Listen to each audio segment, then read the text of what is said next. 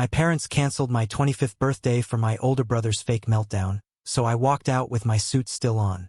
I left them standing in the hallway, completely unaware that their lies, their secret loans, and their entirely fabricated perfect life were about to collapse in a matter of weeks.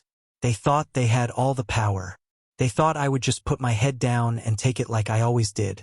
They were wrong. Before I tell you about the explosive ending of the story and how they lost everything, please let me know where you are watching from in the comments below.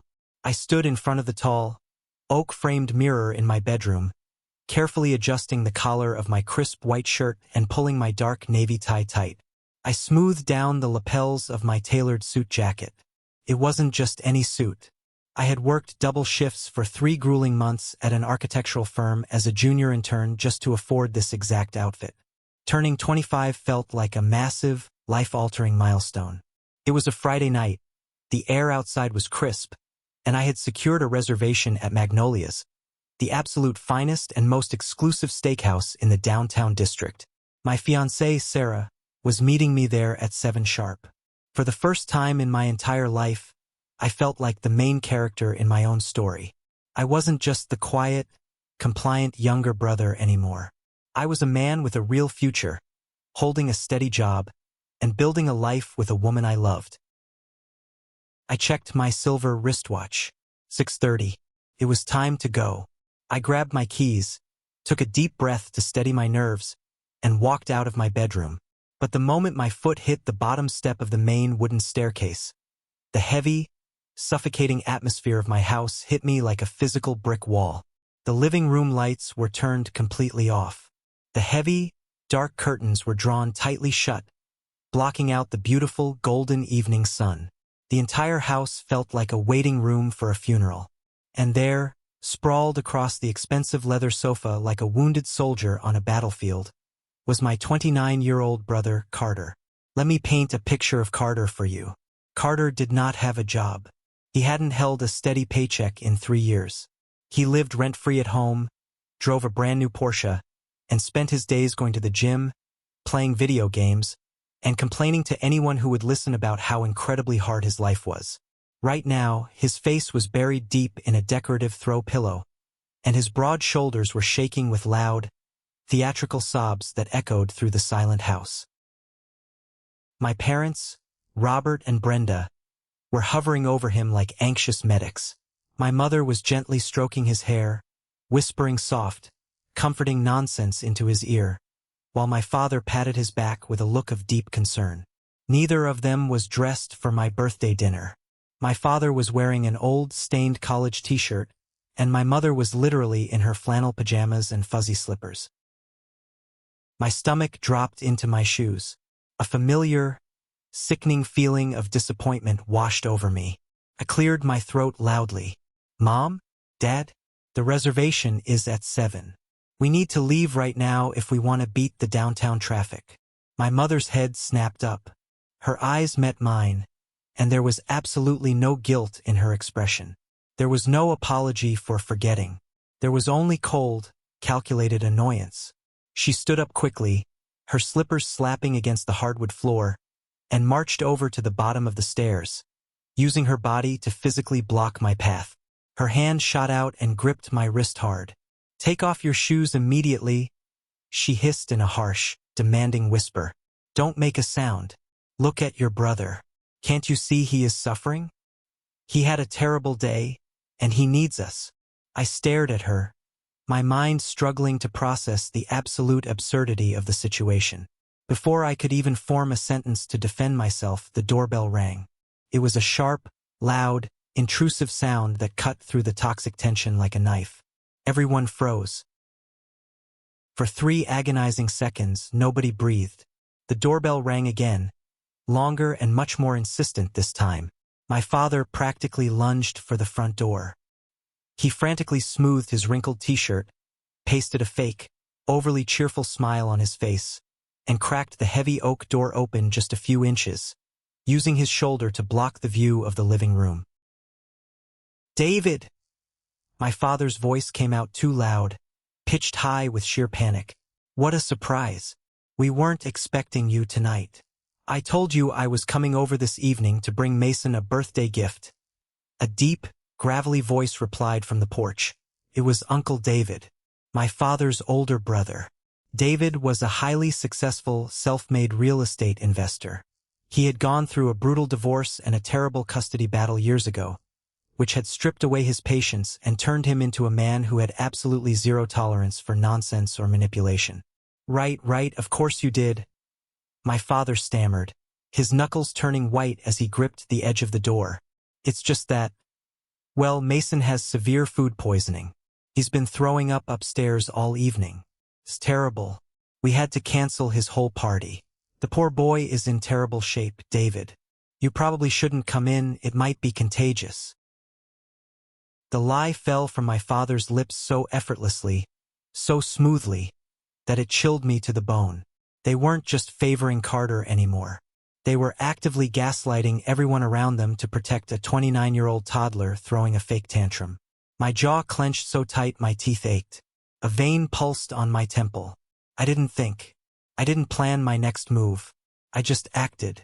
I stepped around my mother, ignoring her sharp gasp, my leather dress shoes clicking sharply and deliberately against the hardwood floor. I walked right up behind my father and pulled the door wide open. The warm porch light illuminated my perfectly pressed suit, my combed hair, and my completely healthy, furious complexion. I stood tall, living, breathing proof of my father's shameless deception. "I'm not sick, Uncle David," I said.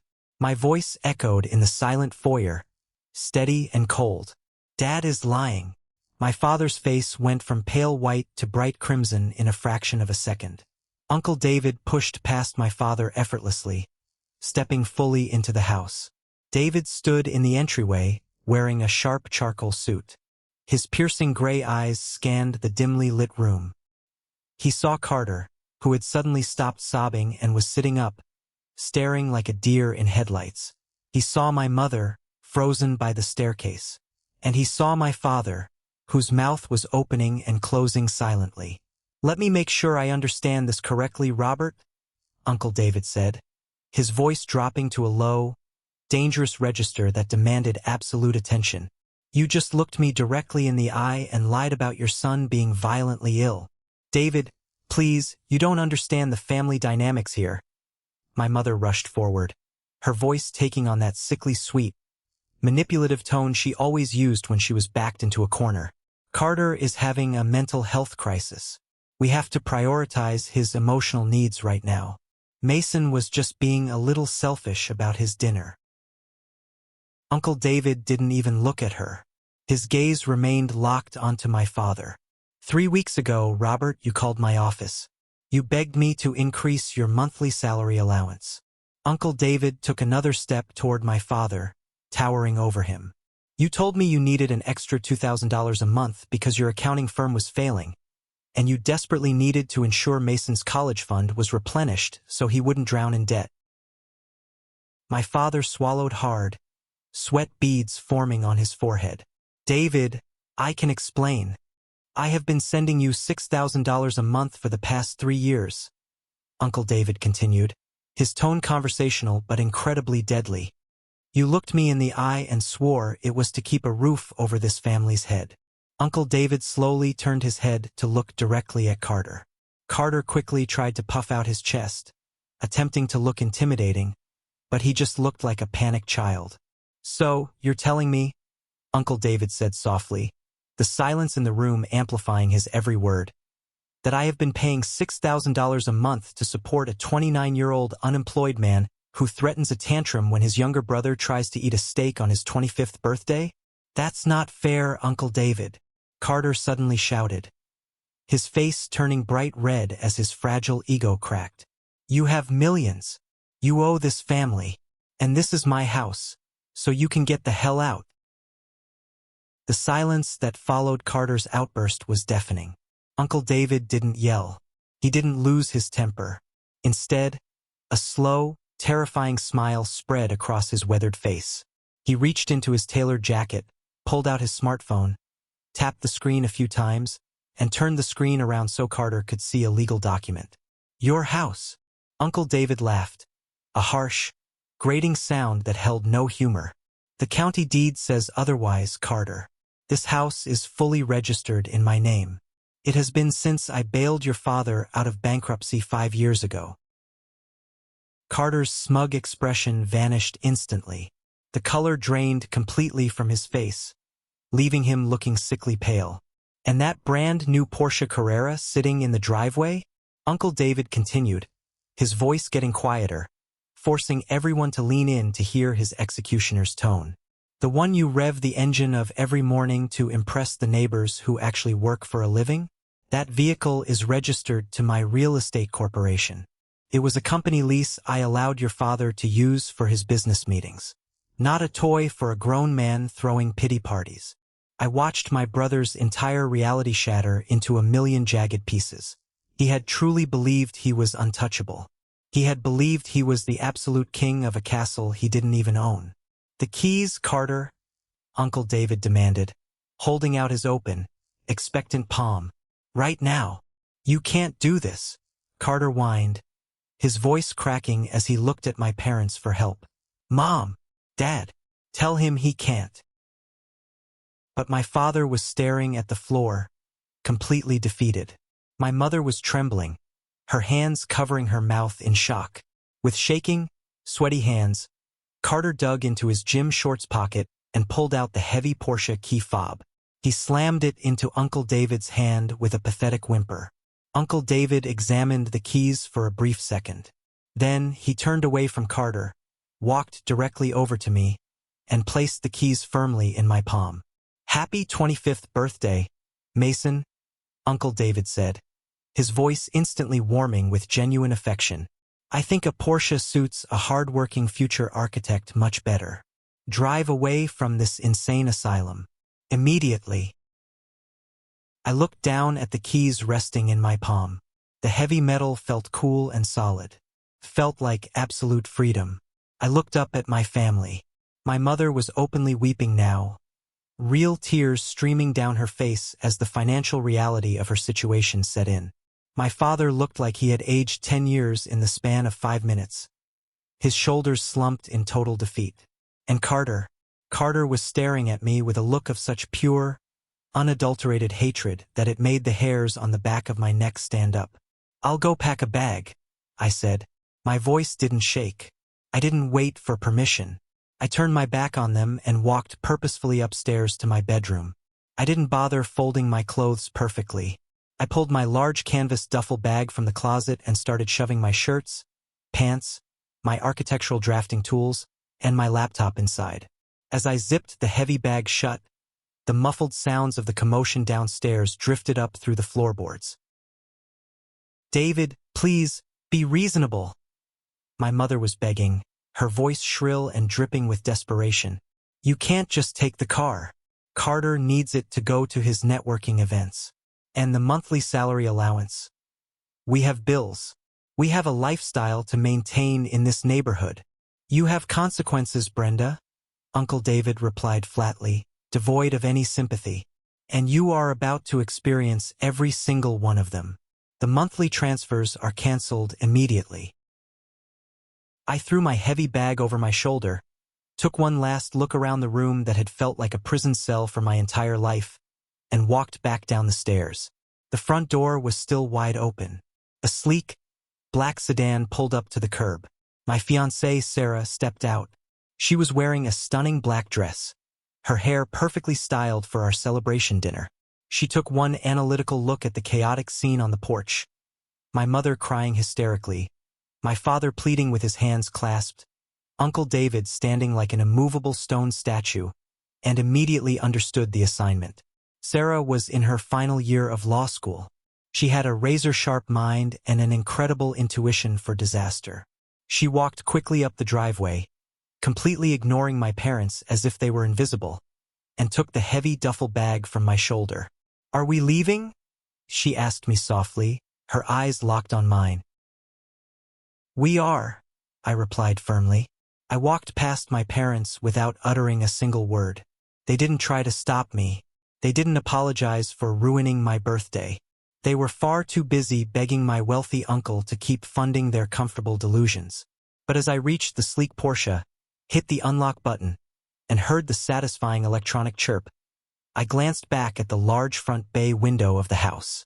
Carter was standing behind the glass. He wasn't crying anymore. The fake, pathetic tantrum had completely evaporated from his face. Instead, the corner of his mouth was curled up into a sick, deeply sinister smile. He raised his right hand and slowly pointed his index finger directly at me, mimicking a gun, and dropped his thumb. A cold chill ran down my spine. I knew right then, in my gut, that this war was far from over. But right now, I put the car in drive and left that toxic nightmare in my rearview mirror. Uncle David insisted we stay at his penthouse located right in the center of the bustling financial district. It was a massive, ultra-modern space with gorgeous floor-to-ceiling windows overlooking the entire glittering city skyline. For the first time in my entire 25 years of existence, I experienced what a peaceful home actually felt like. There was no screaming. There was no walking on eggshells to avoid triggering someone's fragile ego. There was just quiet, mutual respect. That first night, Uncle David had the absolute best catering company in the city deliver a massive, perfectly cooked steak dinner right to the penthouse dining table. We opened an incredibly expensive bottle of red wine, and for 3 solid hours, Sarah, David, and I laughed, told stories, and actually celebrated my birthday. It was the best night of my life. But peace, especially when you are dealing with a deeply toxic family like mine, is always a temporary illusion. 3 days later, I was sitting at a corner table in my favorite local, independent coffee shop near the university campus. I had my headphones securely in my ears, drinking a strong black coffee, and intensely focusing on my laptop screen. Next to me, taking up half the wooden table, was my architectural thesis project. It was a highly detailed, meticulously handcrafted model of a modern, sustainable library. It represented 6 months of sleepless nights, thousands of dollars in acrylic and wood materials, and my entire golden ticket to securing a promotion at a top-tier firm after graduation. It was my absolute masterpiece. I had driven the Porsche to the coffee shop and parked it right by the large front glass window where I could keep an eye on it. The afternoon sun was shining brightly. Everything felt perfectly right in the world. I pulled out my smartphone to send a quick text to Sarah, and that was exactly when my blood ran freezing cold. I saw a small, persistent notification icon resting at the top of my screen. Find my friend's location shared. My heart immediately hammered violently against my ribs. Years ago, my controlling mother had forced everyone in the family to download a location-sharing app under the deceptive guise of family safety. In the absolute chaos of packing my bags and leaving the house that night, I had completely forgotten to dig into my settings and turn it off. I had been broadcasting my exact, pinpoint location to my toxic family for 3 straight days. I snapped my head up and looked out the massive glass window of the coffee shop. My breath caught sharply in my throat. Carter was walking aggressively across the parking lot. He was wearing a dark, oversized hoodie, his eyes scanning the parked cars like a hawk. He spotted the silver Porsche. He didn't look angry. He looked hyper-focused and incredibly malicious. I watched, paralyzed with dread for a split second, as Carter reached into his hoodie pocket and pulled out a small piece of metal that glinted brightly in the sunlight. A car key. My stomach plummeted. The spare key. Uncle David had demanded and taken the primary key fob, but none of us had remembered the physical valet spare key that my dad always kept hidden in a junk drawer in the kitchen. Carter walked right up to the driver's side door, inserted the key, and unlocked it. He opened the door, but he didn't get in to steal it. He reached into his jacket and pulled out a heavy steel hammer. He leaned heavily into the car, his eyes locking directly onto the passenger seat where I had temporarily placed a secondary, smaller prototype of my library model while I was inside. He wasn't there to steal the expensive car. He was there to destroy my architectural work. He was there to smash my future to tiny, irreparable pieces. I shoved my wooden chair back so violently it crashed loudly to the coffee shop floor, startling several patrons. "Hey!" I screamed at the top of my lungs, sprinting toward the heavy glass front door. I burst out onto the pavement, the hot afternoon air hitting my face like a blast from a furnace. Carter, get the hell away from the car right now. Carter paused, his upper body still half-leaning inside the Porsche.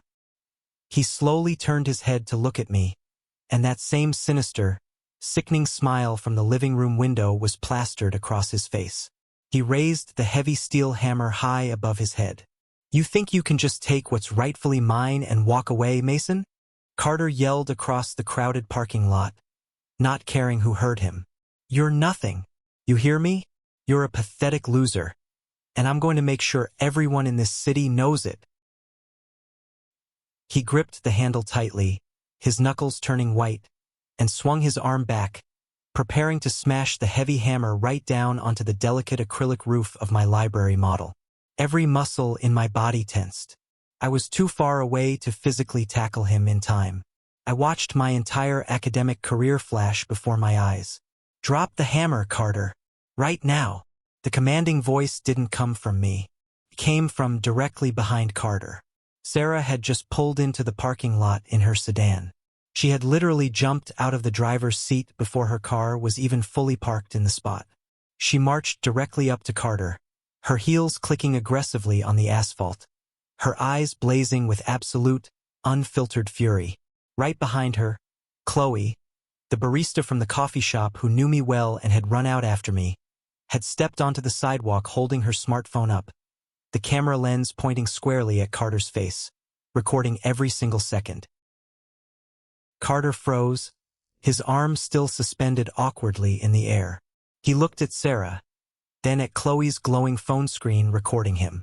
What you are doing right this exact second, Sarah said, her voice dropping into a cold, terrifyingly professional legal tone that she used in moot court, is attempted destruction of private property. That architectural model is valued at over $5,000 in labor and materials, making this a felony offense in this state. You used an unauthorized, stolen key to enter a vehicle that does not legally belong to you, which constitutes breaking and entering. Sarah took a bold step closer to him, completely and utterly unfazed by the heavy steel weapon in his hand. So, Carter, do you want to go to a real jail today? Because I have the police chief's direct line saved on speed dial, and I will gladly ruin your entire pathetic life right here in this parking lot while we film it. Carter's arrogant bravado shattered instantly. He wasn't used to people actually fighting back, let alone an assertive woman using cold, hard facts and the law to corner him. His hand shook noticeably as he slowly lowered the heavy hammer. He looked over at me, standing just a few feet away now, holding my own phone up and recording every second of his humiliating defeat. You're all crazy, Carter muttered defensively, his voice cracking slightly under the pressure. This is family business. She shouldn't even be involved in this. I am his fiancée, Sarah snapped back instantly, stepping even closer so she was in his personal space. That makes me family. Now you are going to put the spare key on the roof of the car, take your little hammer, and walk away before I press send on this 911 call and have you arrested in broad daylight. Carter's jaw clenched so tight I thought his teeth might crack.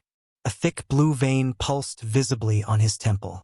He knew he was completely beaten. With a frustrated grunt, he threw the spare key aggressively onto the roof of the Porsche, scratching the silver paint slightly. He gripped his hammer tightly, glared at me with eyes full of pure venom, and began walking backward away from the car. You think you won, Mason? Carter spat, pointing a shaking finger at me. You have absolutely no idea what's coming. You have no idea what Dad and Mom are going to do to you for this. He turned sharply and practically jogged away, his shoulders hunched, disappearing quickly around the brick corner of the strip mall. I let out a massive, shaky breath I didn't know I was holding. My hands were trembling so violently I almost dropped my phone onto the concrete. Sarah rushed over and wrapped her arms tightly around my neck, burying her face in my shoulder. Are you okay? Did he break anything? She asked frantically, quickly leaning over to inspect the model resting safely in the passenger seat. No, I whispered, my voice hoarse. It's safe. Thank you, Sarah. You saved it. I looked down at the valet key sitting innocuously on the scratched roof of the car. Carter's parting words echoed loudly in my head. You have no idea what Dad and Mom are going to do to you. Something wasn't right. Carter was arrogant and stupid, but he wasn't brave enough to pull a stunt like this in public unless my parents had gassed him up and given him the explicit green light to do so. They were planning something much bigger, and I desperately needed to figure out what it was before they struck again. I grabbed the spare key, locked the Porsche securely, and hugged Sarah one more time. We needed to get back to Uncle David's penthouse and prepare for whatever my parents were planning. The peace was officially over. The war had just begun. When Sarah and I finally got back to the secure penthouse, Uncle David was sitting at his large mahogany dining table, carefully reviewing stacks of legal documents. I quickly told him exactly what had just happened in the parking lot. I showed him the high-definition video of Carter holding the hammer, looking like a deranged criminal. Uncle David's face turned to absolute stone. "That's it," David said quietly, slamming his laptop shut. I gave them a chance to walk away quietly with their dignity intact. They chose war. I'm calling my lawyer right now to draft a restraining order. But while David walked out to the expansive balcony to make his calls, a nagging, persistent thought pulled at the back of my brain. Why were my parents so incredibly desperate for money? Yes, Uncle David had cut off the $6,000 a month, but my father still had a small accounting practice. It wasn't making millions, but it was enough to survive on. Unless they were hiding massive, crippling debts. I walked over to my duffel bag and pulled out my old, heavy college laptop. It was the computer I had used during my freshman year before upgrading, and it was still automatically logged into the family's shared cloud storage drive. My father, for all his horrible flaws, was an obsessive digital hoarder. He scanned and saved every single receipt, letter, and financial document. I opened the drive and started digging. I ignored the folders full of family vacation photos and the mundane electric bills. I searched the keyword bank. Nothing unusual popped up. Then, my mind drifted to the saddest day of my life. My grandmother's funeral 2 years ago. Right before she passed, Grandma had pulled me aside in her quiet hospital room. She told me she had set aside a small inheritance, a college fund specifically for me, to ensure I graduated architecture school and got a promotion without drowning in debt. It was supposed to be exactly $15,000. But a month after the funeral, my father told me the estate had been completely drained by unexpected medical bills, and there was absolutely nothing left. I had believed him. I had gone to the bank and taken out massive student loans to cover my final years of tuition. My fingers hovered over the keyboard. My heart started beating faster. I typed the word inheritance into the search bar and hit enter. A single PDF file popped up instantly. It was dated exactly 3 weeks after my grandmother's funeral. I clicked on it. The air completely left my lungs. My heart stopped beating. It was a high-resolution scanned copy of a cashier's check. It was made out to Mason Robert for the exact sum of $15,000. The memo line clearly read, Grandma's College Fund. I frantically scrolled down to the second page of the PDF to see the back of the check. There, on the endorsement line, was a signature. Spelled my name. But the handwriting wasn't mine. The loop on the M was far too wide. The angle of the letters was completely wrong. It was my father's distinct handwriting, poorly disguised to look like mine. I sat there, staring blankly at the glowing screen. They didn't just favor Carter. My own father had forged my signature and stolen $15,000 of my inheritance. He had committed a federal crime. Sarah? I choked out, my voice sounding incredibly hollow, like it belonged to a ghost. David, please come look at this. Sarah walked over quickly, read the screen, and gasped loudly. She covered her mouth with her hand in pure shock. Oh my God, Mason. This is wire fraud. This is felony identity theft. David stood right behind me, his large hands gripping the back of my chair so hard his knuckles turned stark white. They stole your college fund, David growled, his voice vibrating with barely contained rage. They forged your name, cashed the check, and let you take out student loans while they probably spent every penny of that money on Carter's pathetic lifestyle. The last shred of empathy I had for my parents vanished into thin air in that exact second. It evaporated, leaving behind a cold, hard, impenetrable wall of steel. They weren't my family anymore. They were common criminals. The very next morning, before we could even formulate a legal plan with the stolen check, my phone started vibrating relentlessly on the nightstand. Notifications were pouring in by the second. Beeps, buzzes, flashes. I unlocked my phone and opened the Facebook app. My stomach twisted into a tight, painful knot. My mother had posted a massive, multi-paragraph status update. She had deliberately tagged 50 family members, church friends, and neighbors to ensure maximum visibility. Accompanying the text was a highly staged photo of her and my father looking incredibly haggard, sitting at their kitchen table with tissues balled up in their hands, looking like tragic victims. The post read, "It breaks a loving mother's heart to share this, but I feel it is my duty to warn other parents about the reality of elder abuse. After giving our youngest son, Mason, everything, paying his rent, buying his clothes, loving him unconditionally, he has turned his back on us. 2 days ago, manipulated by a wealthy relative, Mason violently attacked his brother, stole our family's primary vehicle, and abandoned his sick parents. Now, he is attempting to extort us for money using baseless legal threats. Please pray for our family. Narcissistic abuse can hide behind a polite smile." I felt physically sick. I scrolled down to the comments section. Aunt Martha, my mother's older sister and a woman who constantly preached about family loyalty, had commented first. "I am so disgusted. I always knew there was something dark about Mason. You and Robert stay strong. Family is everything, and he has betrayed his own blood."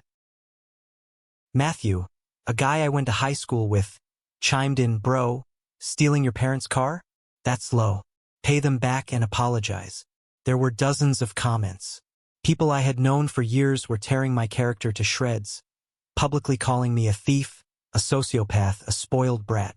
My mother was successfully controlling the narrative, painting herself as the tragic victim while simultaneously destroying my professional and personal reputation. "I need to reply," I said, my fingers flying over the keyboard, ready to scream the truth into the comments section. "I need to tell them about the forged check. I need to post the video of Carter." "Stop!" Sarah grabbed my wrist gently but firmly. "Mason, look at me. Do not engage. Do not comment. That is exactly what they want." Sarah looked me directly in the eyes. "If you comment, they will drag you into the mud. They want you to look unhinged and aggressive to prove their point." "She's right," Uncle David said, walking into the living room holding a fresh, steaming cup of coffee. His eyes were cold and incredibly calculating. "In a street fight, the guy who screams the loudest usually loses. The guy who stays quiet and throws the hardest punch wins. So what do we do?" I asked, feeling entirely helpless against the rising tide of public humiliation. "I can't just let them ruin my reputation. We build an ironclad fortress," Sarah said, pulling out her laptop and placing it firmly on the table. "We take screenshots of every single defamatory comment. We archive the video of Carter. We print the forged inheritance check. We document every penny Uncle David ever sent them. We don't argue on Facebook. We argue in front of a judge." For the next 8 solid hours, Uncle David's luxurious penthouse was transformed into a highly efficient legal war room. The massive dining table was quickly covered in printed bank statements, highlighted text messages, and complex legal statutes Sarah had pulled from her university's law library database. We documented absolutely everything. We traced the $6,000 monthly payments Uncle David had made to my father. David, being the meticulous businessman he was, had cleverly written personal loan repayment expected in the memo line of every single bank transfer for the last 3 years. It wasn't a gift. It was legally actionable debt totaling over $50,000. We compiled the devastating evidence of the wire fraud. We placed the scanned check with the forged signature right alongside 10 examples of my actual, verified signature from lease agreements and school forms. The discrepancy was glaring and undeniable. Any handwriting expert would spot the forgery in seconds. "This is devastating material," Sarah said, organizing the freshly printed papers into 3 neat, color-coded folders. "Mason, if we submit this to the authorities, your father could face federal prison time. Are you absolutely sure you want to involve a lawyer and go through with this?" I thought about my mother blocking the stairs on my birthday. I thought about my father calling me selfish while catering to a grown man's tantrum. I thought about Carter raising a hammer over my life's work. And then, I thought about my grandmother trusting my parents to give me that college fund, only for them to steal it. "I'm sure," I said without a single ounce of hesitation or regret. "They made their choices. Now they get the consequences." Uncle David nodded approvingly. He opened his email client on his laptop and began typing rapidly. "I'm sending your father one final ultimatum. A secret, private email. I'm giving them one last chance to surrender before I drop a nuclear bomb on their lives." He read the email aloud as he typed. "Robert, I have compiled irrefutable evidence of your financial crimes. I have documentation proving you owe me $50,000 in personal loans. More importantly, I have the scanned copy of Mason's $15,000 check bearing your forged signature. You have 24 hours to delete all posts and sign a payment plan. If you refuse, I will file a civil lawsuit, and I will hand the forgery evidence to the police." He hit send. The room fell into a heavy, expectant silence. The trap was set. All we had to do was wait and see if my parents were smart enough to back down, or arrogant enough to double down on their lies. We didn't have to wait long at all. At exactly 7 a.m. the very next morning, my phone vibrated loudly on the glass nightstand with an email forward from Uncle David. It was my father's highly anticipated response. I opened it, half expecting a desperate plea for mercy or a cowardly apology. Instead, what I read made the blood boil in my veins. "David," my father wrote, "I don't know what kind of fantasy world you and that ungrateful brat Mason are living in, but you don't scare me. The money you sent us was a gift between brothers. Good luck proving otherwise to a judge. As for the check, you have absolutely no proof of who signed it. We spent that money on household expenses that benefited Mason anyway. You are tearing this family apart over nothing. We will not delete our Facebook posts. We have a right to tell the truth about how Mason abused us. If you want a legal battle, bring it on. My lawyer says you have no case. See you in court." I stared at the glowing screen of the email, utterly bewildered by the sheer, terrifying magnitude of their delusion. They were completely cornered, holding a losing hand, and yet they were screaming at the top of their lungs that they had won the game. "They actually think they can beat us," I said, handing the phone over to Sarah so she could read the madness for herself. Uncle David let out a dark, booming laugh that echoed off the high ceiling of the penthouse. It wasn't a happy sound. It was the chilling sound of an apex predator that had just cornered its prey. "Robert always was an arrogant, short-sighted fool. He thinks because he manipulated me when we were younger, he can do it forever." David pulled his phone from his jacket pocket and made a single phone call. "Elijah? It's David. File the civil suit immediately. Yes, for the full $50,000 plus legal fees. And take the forgery packet to the police precinct. I want a detective assigned to it by noon." He hung up the phone. The legal storm was officially unleashed. There was no going back now. But I had my own specific move to make. My parents were relying heavily on the court of public opinion to make me surrender. They thought the social pressure from Aunt Martha and the neighborhood gossips would force me to crawl back and apologize.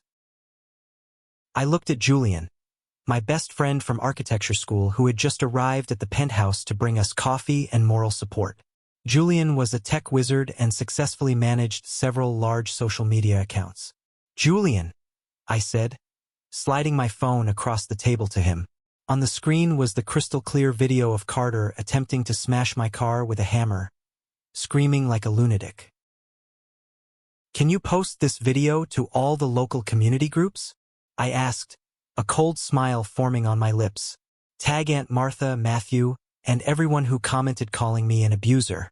Let them see exactly who the real victim is. Consider it done. Julian grinned, his fingers already flying. The war had moved past closed doors. My parents had dug their own graves, and I was holding the shovel.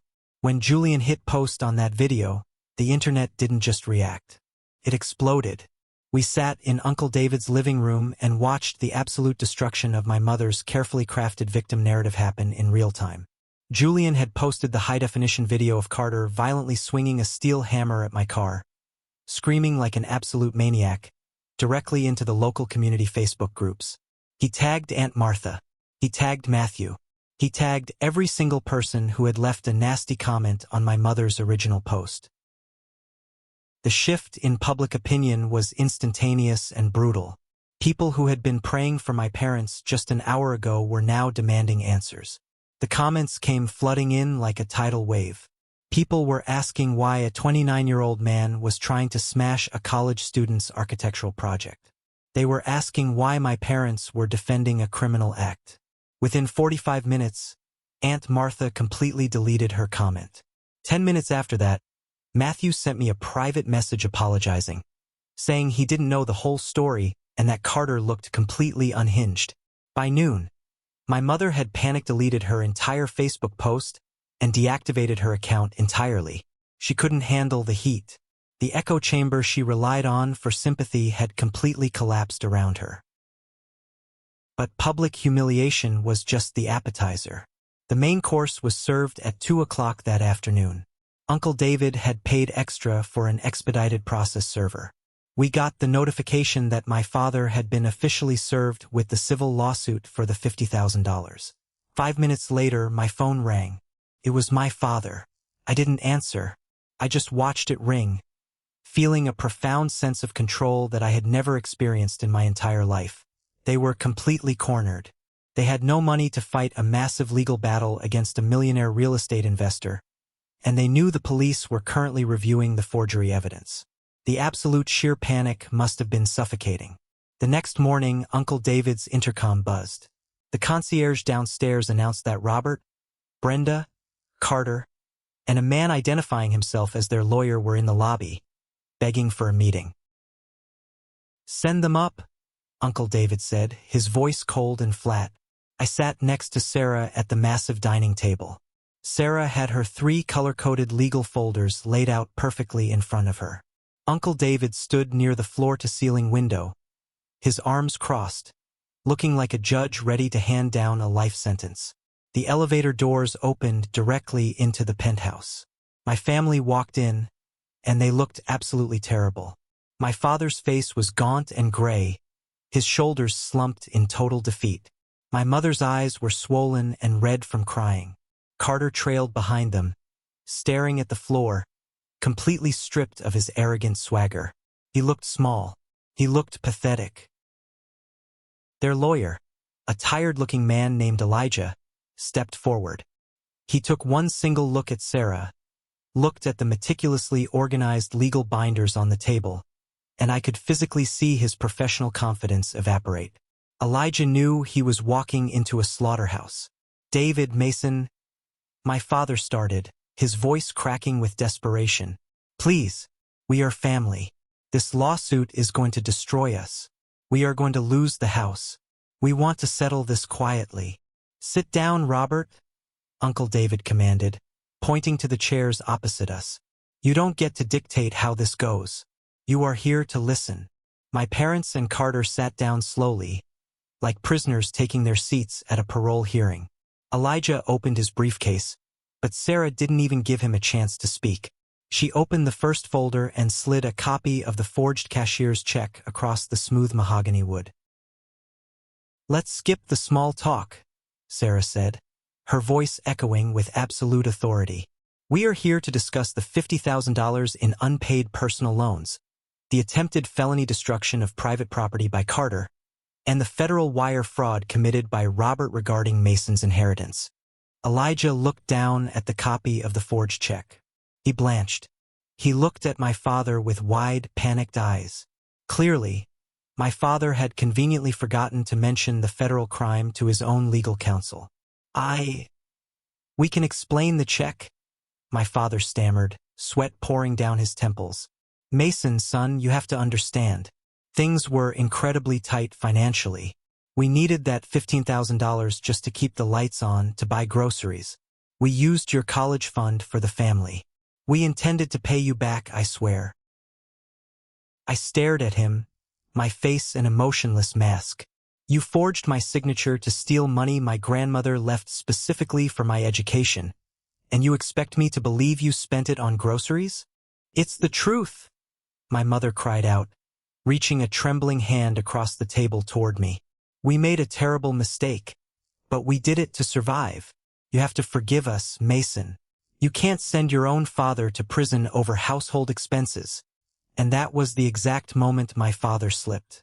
He was so panicked, so desperate to maintain the illusion of being a protective family man, that he opened his mouth to defend his actions, and the ugliest, most devastating truth I have ever heard spilled out into the open air.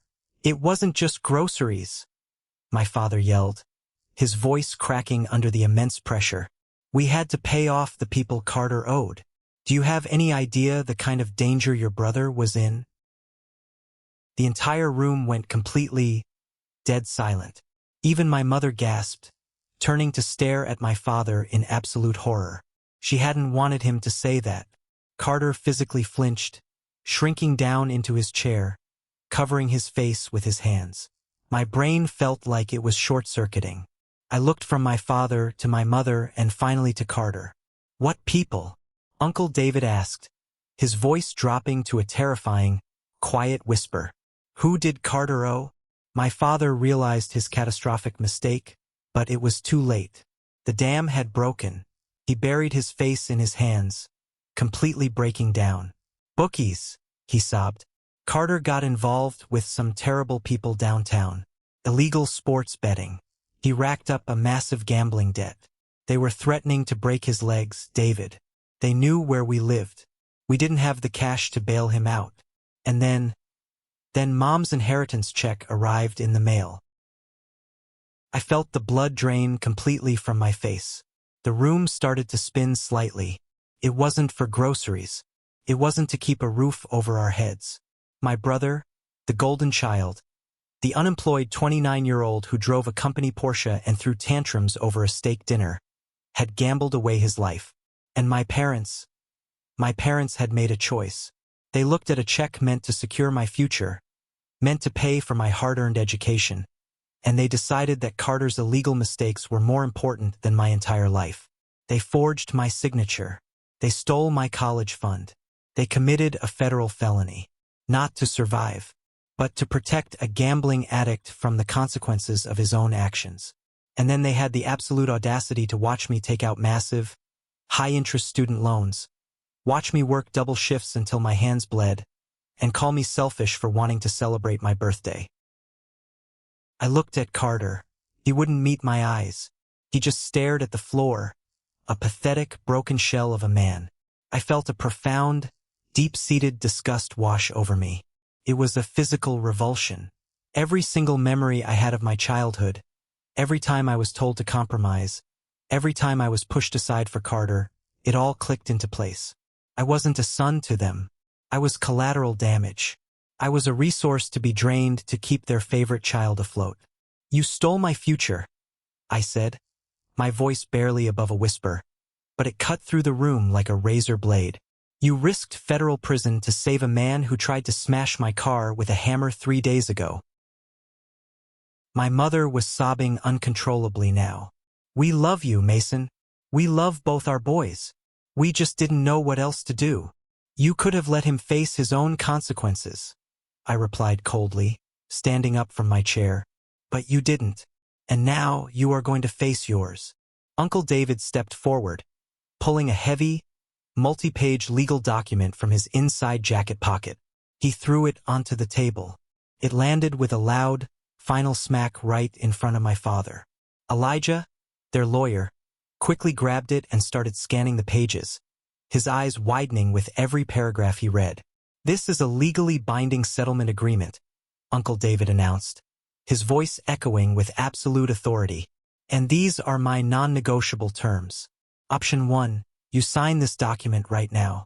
You legally acknowledge the $50,000 debt, and you agree to a strict wage garnishment plan until every single penny, plus interest, is repaid to me.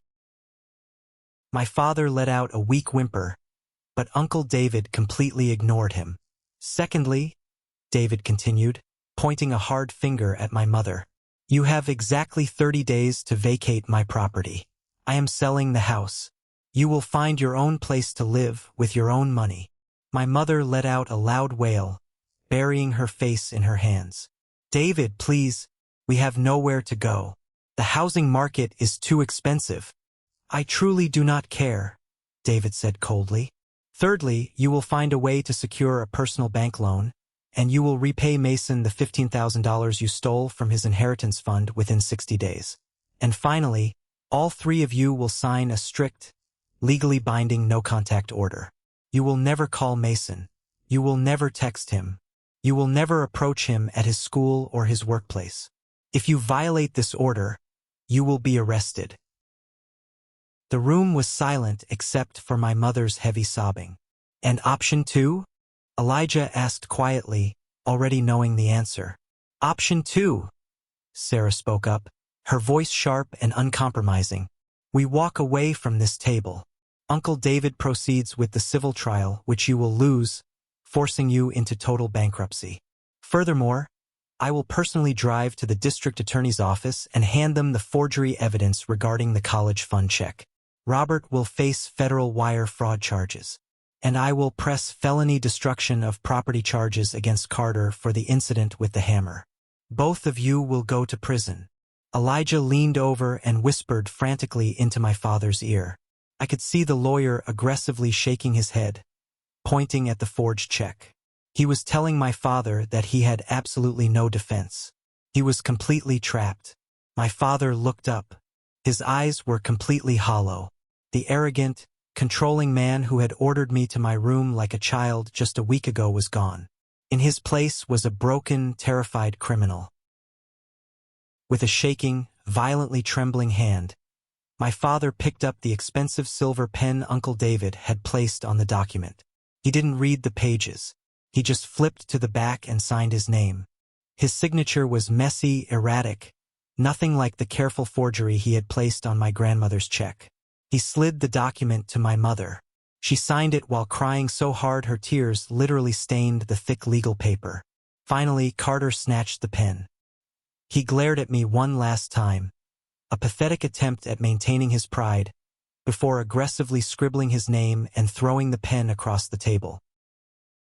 30 days, Robert, Uncle David said, picking up the signed document and handing it to Sarah. I will have the locks changed on the 31st day. Get out of my penthouse. My family stood up in complete silence. They didn't say goodbye. They didn't apologize. They turned around and walked toward the elevator. I stood perfectly still and watched the heavy steel elevator doors slide shut, cutting off the view of my mother's tear-stained face.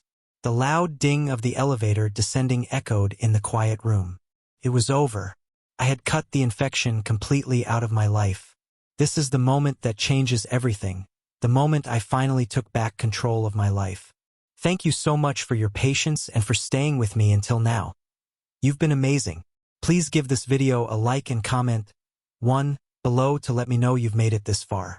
Not only does this help more people find this story, but it also lets me know that my experiences truly mean something to someone. Your support is my greatest motivation to keep sharing the rest of this journey. The immediate aftermath of that meeting was like watching a massive, slow-motion train wreck from a very safe distance. Because Julian had posted the video of Carter's hammer attack, the local rumor mill was already churning at maximum speed. But when my parents suddenly started packing up their house and holding a massive, desperate yard sale to raise cash, the truth became impossible for them to hide. They couldn't control the narrative anymore. They had to confess to their church group and their neighbors that Uncle David owned the house and was forcing them out. The sheer public humiliation of losing their perfect life facade completely destroyed my father's fragile ego. He stopped leaving the house entirely during those final 30 days. Carter's reality check was the most satisfying to observe from afar. Without the shiny Porsche to drive around, and without my parents having the extra cash to fund his lifestyle, he was forced into the real world. A mutual friend texted me a picture 2 weeks later. It was Carter, wearing an ugly green polo shirt and a name tag, bagging groceries at a discount supermarket on the bad side of town. He looked completely miserable. The golden child, the man who thought he owned a real estate empire, was now asking people if they preferred paper or plastic. As for the rest of the family, the rats quickly tried to jump off the sinking ship. Aunt Martha, the woman who had publicly called me a sociopath on Facebook, suddenly found my phone number. She started leaving me long, rambling voicemails. "Mason, sweetheart." Her voice oozed through my phone speaker one evening. "I am so sorry about the misunderstanding online. Your mother lied to me. She told me terrible things. We are still family, Mason. I would love to take you and Sarah out for a nice dinner to catch up." I didn't call her back. I didn't text her. I simply blocked her number, blocked her on all social media platforms, and completely erased her from my existence. I did the exact same thing to Matthew and anyone else who had eagerly jumped on the hate bandwagon without asking for my side of the story. I learned a very harsh but incredibly valuable lesson during those few weeks. Toxic people rely entirely on your polite silence to get away with their abuse. The moment you establish an ironclad boundary and enforce real, severe consequences, they don't know how to handle it. They panic. They crumble. My parents moved out on the 29th day. They couldn't afford a house in our neighborhood. They ended up renting a tiny, cramped 2-bedroom apartment in a noisy complex out in the suburbs.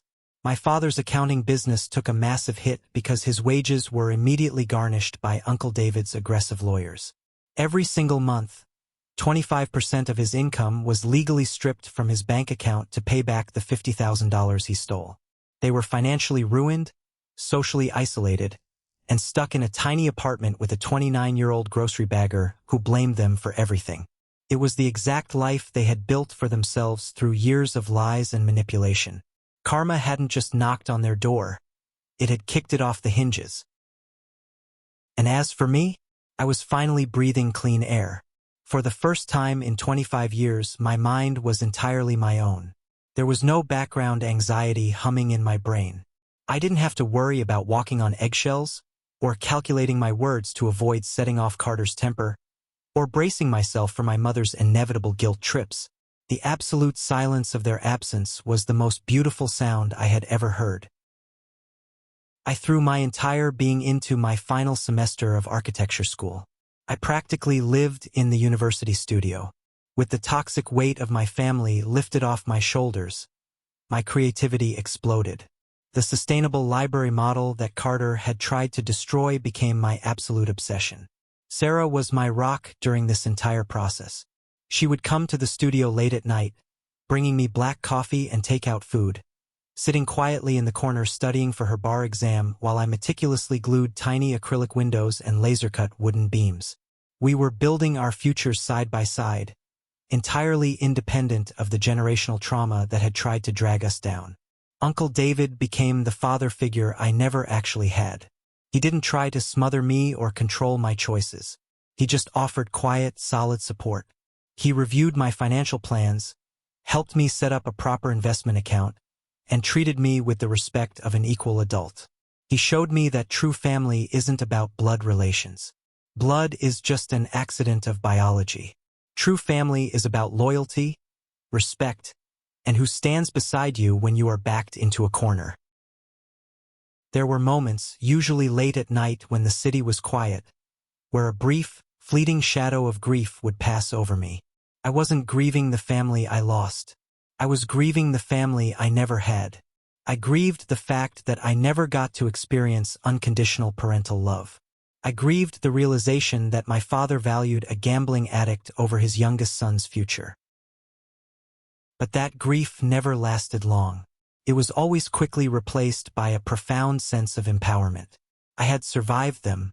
They had thrown their absolute worst at me.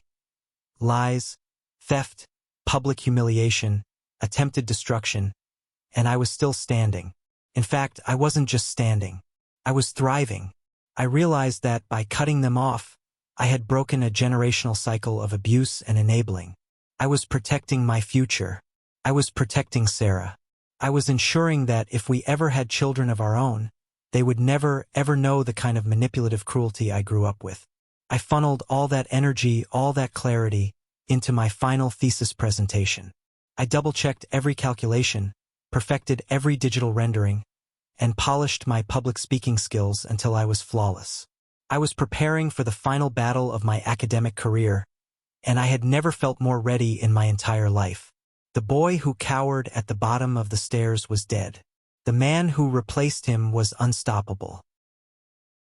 3 months later, the morning sun poured through the massive skylights of the university's main architectural exhibition hall. It was the day of my final thesis defense. I stood beside my presentation board, wearing a sharp, tailored navy suit. I felt incredibly calm. My hands weren't shaking. My heart was beating at a steady, confident rhythm. Directly in front of me sat the thesis committee, a panel of 3 highly respected architects, including Professor Miller, a man notoriously known for completely destroying students' projects during these final reviews. Behind the committee, sitting in the public observation row, were Sarah, Uncle David, and Julian. They were beaming with pride. "Mr. Robert," Professor Miller started, adjusting his thick glasses and leaning forward, his eyes scanning my complex library model. "Your integration of sustainable water reclamation is ambitious. However, looking at your load-bearing calculations on the south-facing green roof, I question the structural integrity during heavy rainfall. Explain your methodology." This was it. The trap question designed to make students panic. 3 months ago, I might have stuttered. I might have doubted myself. But today, I simply smiled. "I anticipated that concern, Professor," I said smoothly, stepping forward with a laser pointer. I guided the red dot to the specific structural joints on the model. If you refer to page 42 of my supplementary technical packet, you will see I utilized a reinforced modular cross-bracing system specifically adapted from seismic design principles.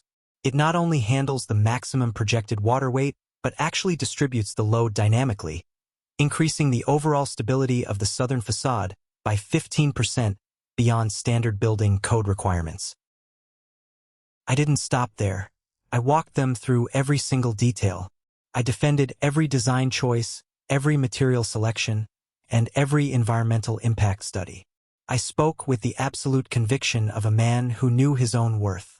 I didn't just survive the defense. I dominated it. When I finished my closing statement, the hall was perfectly silent for a few seconds. Professor Miller looked at his 2 colleagues. They both nodded slightly. Miller looked back at me, a rare, genuine smile breaking across his stern face. "Mason, in my 20 years of teaching at this university, this is one of the most comprehensive, innovative, and flawlessly executed thesis projects I have ever reviewed. The committee unanimously approves your project with the highest possible distinction." The relief and pure joy that washed over me were indescribable. Sarah let out a loud, echoing cheer from the back row, completely ignoring the formal setting. Julian clapped loudly, and Uncle David stood up, nodding his head in deep respect. I had done it. Despite the chaos, despite the betrayal, despite the stolen college fund, I had secured my degree at the absolute top of my class.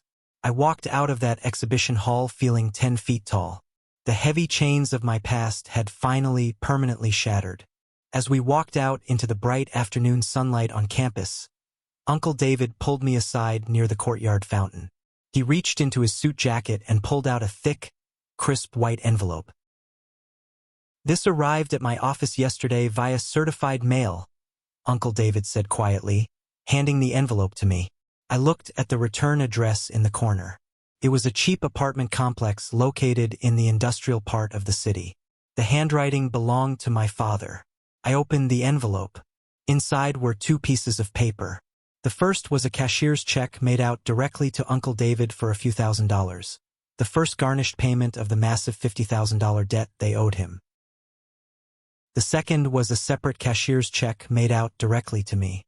It was for exactly $15,000. I stared at the numbers printed on the official bank paper. It was my college fund. It was the inheritance my grandmother had left me, the money my father had criminally stolen to pay off a bookie, now returned to me by force of law. His lawyer informed me they had to liquidate my brother's entire retirement account and sell almost all of Brenda's expensive jewelry to secure that money to avoid the wire fraud charges. Uncle David explained, his voice entirely devoid of pity. They are completely broke, Mason. They are living paycheck to paycheck in a basement unit, and Robert is working overtime just to cover the garnishment. I held the check in my hand.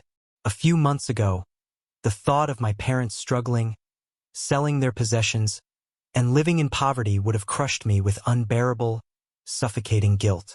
The old Mason would have torn the check up, called them, and begged for their forgiveness for making their lives hard. I closed my eyes and searched my heart for that guilt. I looked for the pity. I looked for the familiar urge to fix their self-inflicted problems. There was nothing, absolutely nothing. I felt completely, wonderfully indifferent. The money in my hand wasn't a victory prize. It was simply the restoration of justice. They hadn't paid me back out of the goodness of their hearts. They had paid me back because the alternative was a federal prison sentence. They were experiencing the direct, unmitigated consequences of their own malicious actions. I'm going to put this straight into my savings account, I said calmly, folding the check and sliding it into my pocket. It will make a nice down payment for a house for Sarah and me. Uncle David smiled warmly, clapping a heavy hand on my shoulder. You're a good man, Mason. You survived the fire and you came out forged in steel. Now put the envelope away. We have a dinner reservation to get to. That evening, Uncle David took all of us, Sarah, Julian, and myself, to Magnolia's. It was the exact same high-end, exclusive downtown steakhouse where my 25th birthday dinner was supposed to have happened 3 months ago. We sat at a beautiful corner table with a perfect view of the city harbor. The atmosphere was electric. The food was incredible. We toasted with expensive champagne to my successful thesis defense, to Sarah's upcoming law school graduation, and to a future that was completely ours to build. Halfway through the main course, my phone buzzed in my suit pocket. I pulled it out, fully intending to turn it on silent, but the preview of the email on my lock screen caught my eye. It was from the senior hiring partner at Harrison and Associates, one of the most prestigious, top-tier architectural firms in the entire state. They had attended the public thesis exhibition earlier that morning. I opened the email. My eyes scanned the professional text rapidly. Dear Mr. Robert, the email read, our senior partners were profoundly impressed by your sustainable library thesis presentation today. We have been searching for innovative talent to join our urban development team. We would like to formally offer you a position as a junior architect, effective immediately upon your graduation. This role includes a full salary, comprehensive benefits, and a direct track for future promotion. Please review the attached contract. I stopped breathing. A junior architect role straight out of school at Harrison and Associates wasn't just a job. It was a massive, life-changing promotion from my current intern status. It was the golden ticket I had worked so desperately for. Mason, Sarah asked softly, noticing the shocked expression frozen on my face. What is it? I couldn't speak. I just handed the phone across the table to her. Sarah read the email, her eyes widening in disbelief. She slapped her hand over her mouth, letting out a loud, joyous laugh that made a few nearby tables turn to look at us. Oh my God! David, Julian, look at this. Harrison and Associates just offered him a job. The table erupted. Julian high-fived me so hard my hand stung. Uncle David raised his crystal champagne flute high in the air, his eyes shining with profound pride. To Mason, Uncle David toasted, his deep voice carrying over the ambient noise of the restaurant. A brilliant architect, a resilient man, and the true master of his own destiny. Cheers. Cheers! We all echoed, our glasses clinking together in a perfect, harmonious sound. I took a sip of the cold champagne and looked around the table at the people who genuinely loved me. This was my real family. I had lost the toxic blood relatives who only wanted to drain my light, but I had gained a fiercely loyal tribe who wanted nothing more than to see me shine. The nightmare was officially over. The best years of my life were just beginning. Later that night, long after the dinner was over and Sarah had gone to sleep, I stood alone on the expansive balcony of Uncle David's penthouse. The city lights of the financial district sparkled below me like millions of tiny diamonds scattered across the dark pavement. The cool night air felt incredibly refreshing against my skin. I leaned against the glass railing and looked out at the horizon, allowing myself a moment of deep, quiet reflection. If you had told me a year ago that my life would look like this, I would have thought you were insane. A year ago, I was a quiet, anxious kid, terrified of upsetting the delicate, toxic balance of my family. I was willing to sacrifice my own happiness, my own milestones, and my own mental health just to keep the peace. I thought being a good son meant enduring the abuse in silence. But looking back now, I realized that the terrible night they canceled my 25th birthday was actually the greatest gift they could have ever given me. By pushing me too far, by blatantly prioritizing a spoiled, destructive adult over my basic human dignity, they finally broke the illusion. They forced me to open my eyes and see them for who they truly were.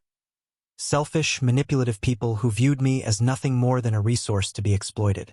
The pain of that realization was agonizing, yes. Discovering the forged check, realizing they stole my inheritance, facing the public smear campaign, it was a brutal trial by fire. But fire doesn't just destroy, it purifies. It burns away the dead wood and leaves behind only what is solid and real.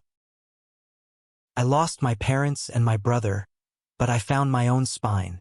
I found my self-worth. I learned that sometimes, the absolute bravest, most powerful thing you can do in your life is to stop trying to fix toxic people, turn your back and simply walk away. You do not owe your life to people who actively try to destroy it, regardless of whether or not you share the same DNA. Tomorrow I will sign the contract for my new job. In a few months I will marry Sarah. We will buy a house using the money I forced my father to return. We will build a life filled with honesty, hard work, and mutual respect. And my parents, trapped in the miserable consequences of their own choices, will never be allowed to cast a shadow over my happiness again. I took one last, deep breath of the cool city air, feeling lighter and freer than I ever thought possible. I turned away from the edge of the balcony, walked back inside the warm penthouse, and closed the heavy glass door securely behind me. Thank you for sticking around and listening to my story. It was a painful journey, but sometimes the hardest endings are the only way to reach beautiful new beginnings.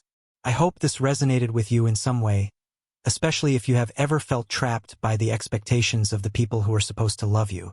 Have you ever found yourself in a similar situation, dealing with toxic family dynamics? If you made it all the way to the end of this video, you are officially part of the 1% Club. Please leave a comment with the letter W for winner below. It's our secret sign to recognize the amazing people who stay until the very last word. Your support means the world to me. Please hit that like button, follow the channel, and I'll see you in the next story.